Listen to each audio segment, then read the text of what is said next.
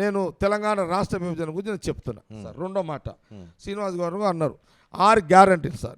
నేను చెప్తున్నా, ముఖ్యమంత్రి గారు, డిప్యూటీ సీఎం గారు, ఉత్తమ్ కుమార్ రెడ్డి గారు, శ్రీధర్ బాబు గారు, ఆల్ రెవెన్యూ మినిస్టర్ కానివ్వండి, మా కోమటిరెడ్డి గారు, అందరు మినిస్టర్స్, ఎంటైర్ మినిస్టర్ సార్ 6 పథకాలు. సోనియా గాంధీ, రాహుల్ గాంధీ గారు ఏదైతే వారు అన్నారో తులం బంగారం ఖచ్చితంగా వీలైనంత వరకు త్వరలోనే సార్ ఒక మాట చెప్తున్నాను, ఎందుకంటే డబ్బులు సమకూర్చుకోవాలి సార్. ప్రజలారా, మేము ప్రజలకు కూడా అప్పీల్ చేస్తున్నా, తెలంగాణ ప్రజలారా, వాస్తవాన్ని కూడా తెలంగాణ ఖజానా ఖాళీ ఉంది, మేము డబ్బులు సమకూర్చుకోవాలి, అందుకే ఆలస్యం అవుతుంది. తెలంగాణ రైతులు, మహిళలు 2500 ఇస్తున్న మహిళలు, మేము తులం బంగారం ఇస్తున్న కుటుంబాలు, కళ్యాణ లక్ష్మి షాదీ ముబారక్.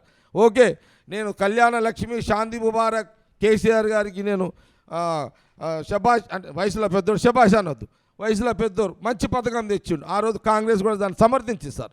కళ్యాణ లక్ష్మి షాదీ ముబారక్ ఆ రోజు ప్రతిపక్ష నాయకుడిగా మేము కూడా అది మంచి పథకం అన్నాం సార్. ఇప్పుడు కూడా మంచిది అంటున్నాం, మేము కంటిన్యూ చేస్తున్నాం.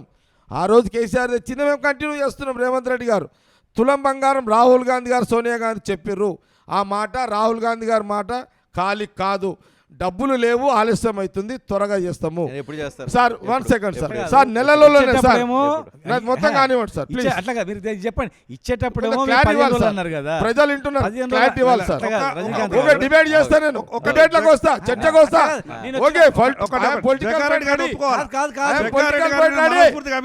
పొలిటికల్ ఫైట్ రెడీ ఉన్నా.